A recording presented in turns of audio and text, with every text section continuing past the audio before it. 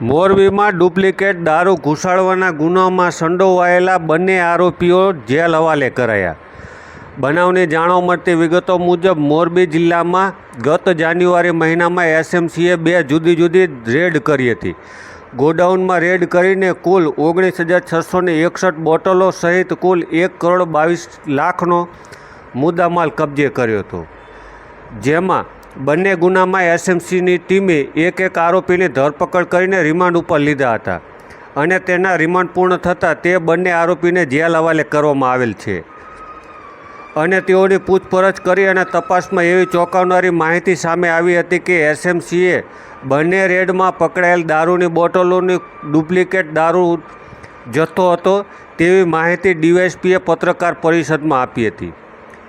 એસએમસીની ટીમે ગત તારીખ 23/1/25ના રોજ ટંકારા તાલુકાના લજાઈ નજીક બંધ ગોડાઉનમાં રેડ કરીને દારૂની અલગ અલગ બ્રાન્ડની 2,147 બોટલો સહિત 11,81,414નો મુદ્દામાલ કબજે કર્યો હતો. આવી જ રીતે 26/1/25ના રોજ મોરબીના સનાળાના રાજપર ગામ જવાના રોડે આવેલ આનંદ પાર્ટી પ્લોટની પાછળના ભાગે ભૂમિ નામના ગોડાઉનમાં દારૂની રેડ કરી હતી અને ત્યાંથી એસએમસીની ટીમે 17,514 બોટલો કબજે કરીને અન્ય મુદ્દામાલ સહિત 1,11,94,212નો મુદ્દામાલ કબજે કર્યો હતો.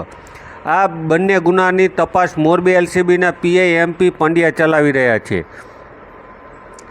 આ ગુનામાં ઇંગ્લિશ દારૂનો જથ્થો મોકલનાર, કબજે કરેલ વાહનો માલિકો તથા ચાલક, ઇંગ્લિશ દારૂની ડિસ્ટિલરી વાઇઝ તપાસ, મળી આવેલ બિલ્ટી તથા ગોડાઉન ભાડે રાખનાર કમલેશ હનુરારામને પકડી પાડવા જુદી જુદી ટીમો કામ કરી રહી હતી અને મોરબી પોલીસને તપાસ માટે મહારાષ્ટ્ર, ગોવા, કર્ણાટક તથા રાજસ્થાન સુધી મોકલવામાં આવી હતી. જેમાં તપાસમાં એવી સામે આવી કે આ બંને ગુનામાં કામે ઇંગ્લિશ દારૂનો જથ્થો મળી આવેલ છે. તે તમામ દારૂ ડુપ્લિકેટ, કબજે કરેલ બિલ્ટી ખોટી છે.